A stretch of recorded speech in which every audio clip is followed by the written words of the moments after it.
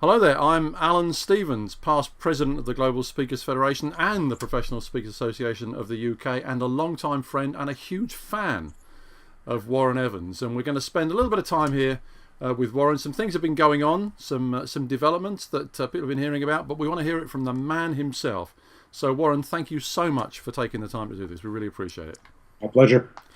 Now, here I have, this is fantastic, Warren. I've got here Meetings and Conventions Magazine, which is a North American magazine, circulation of 50,000. And every 2 years they survey their meeting planners and say, who is the best keynote speaker you've seen in the last 2 years? In the latest issue, March 2014, Warren is one of the top, you are one of the top 25 speakers in North America. In the business speaker side of it. Well, hey, I'm not going to qualify it. You're one of the top 25. And you were on the 2012 list. And I've checked, Warren. I'm a journalist. I've done my research. You're the only speaker that's been on both lists. So you must be feeling pretty pleased about that. Well, it's pretty heady stuff. And for our speaking colleagues who are listening to this, Alan, I do fully understand we could have a beer and pretzels conversation in short order and come up very quickly with a list of 100 other speakers who should have been on that list instead of me. And I probably agree with 95 of them, but it is pretty heady kind of stuff, very flattering, but also a grand piece of irony that fits in here, because those of us certainly in our business understand the world does not hand you a marketing gift like this very often. No, indeed. And it's one that I'm not going to be able to use. So. Well, perhaps not in every sense, but certainly in some sense. As they say in the West Wing, you the man, Warren, you the man. So let's get back to what we're going to talk about. What's going on with your business and your health? How are things? Well, let's do the health side, because one sort of leads to the other. And Alan, thank you for asking, and thanks to the folks who were interested. Those that I had a chance to visit with out in Vancouver knew that I was struggling with some back pain, back problems that we thought was a historic kind of thing. Well, as it turned out, after much searching and work and testing and all that kind of stuff, it was not the traditional stuff we thought it was. In fact, what was causing that was a lytic lesion on my sacrum. Oh. Now, for those who paid as much attention in biology class as I did, here's what that means. Yeah, what is that? It is a version of an attack on the bone in your lower back caused by an offshoot of a cancer. Okay. And that's what was squeezing all the nerves and causing the pain and stuff. The home base for this cancer turned out to be my lung.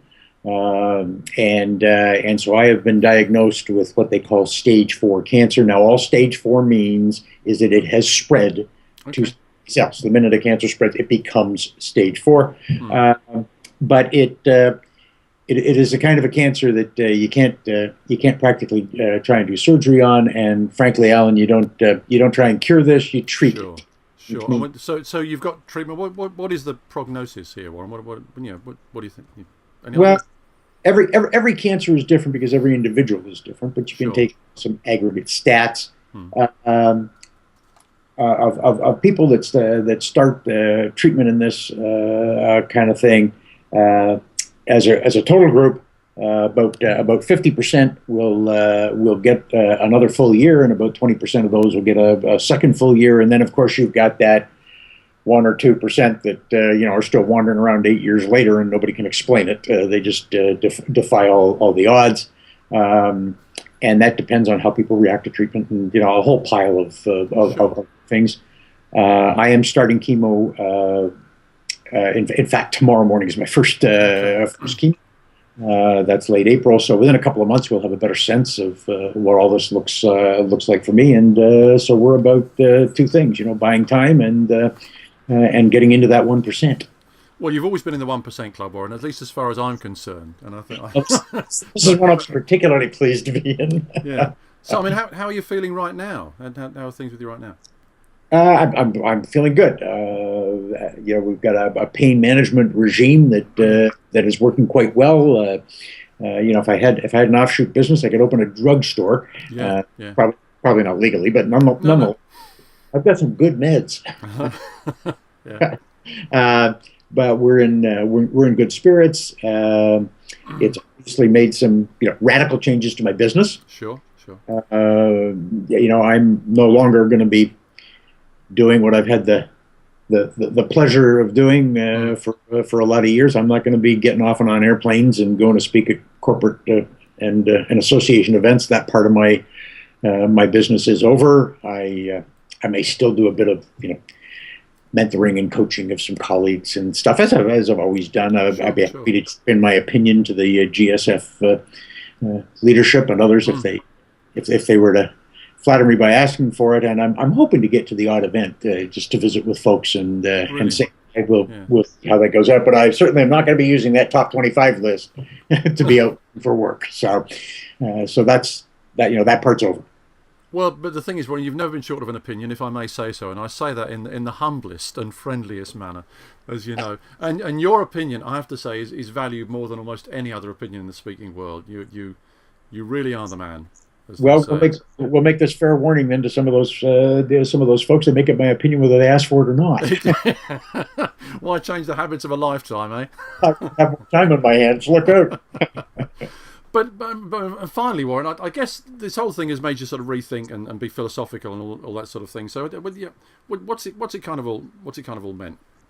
Well, yeah, I think when you look at it, we all of us get an opportunity in life to choose some of the paths that we will take, and certainly in this business, we are particularly blessed in having the ability to choose lots of our paths. But sometimes your path gets chosen for you. And so you look at it, it is what it is.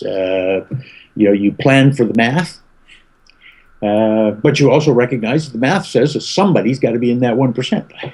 Yeah. And why not? Why not me? Why not you?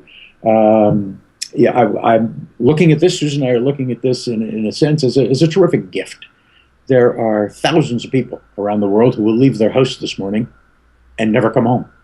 And no chance to say goodbye to anybody. They'll have no chance to put their affairs in order. To have somebody tap you on the shoulder and say, hey, buddy, you get 9 months or whatever, whatever the number may be, is a tremendous gift to have. Not everybody gets. Susan has been spectacular. She's been an absolutely fabulous pillar of support. I've been tremendously humbled by the support that we've got from around the world. I need to say that all the notes and the emails and all that kind of stuff are very much appreciated. We're very grateful for them. Keep them coming. Absolutely. If your cousin, your Aunt Matilda's got a direct line on the prayer line, by all means, ask her to use it. But please understand if you don't get a personal response directly back. We could spend all day, every day talking about nothing but this, and that's not healthy for us. So we're going to be continuing to focus on the things that we can enjoy, we can do, and making the most of what the future brings, whatever that future may be, and doing the things we need to do to work to be in that 1%.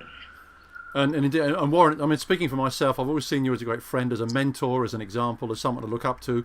Even though you're not quite as tall as me, I'll still, manage that from time to time. And I think I speak for everyone in the speaking world and outside it. We wish you every strength over the coming months. You and Susan, of course, who as you say, is an absolute rock to you. And we wish you every strength to both of you. And I look forward to talking to you again while you're in the 1% Club. All right. Thanks, Alan.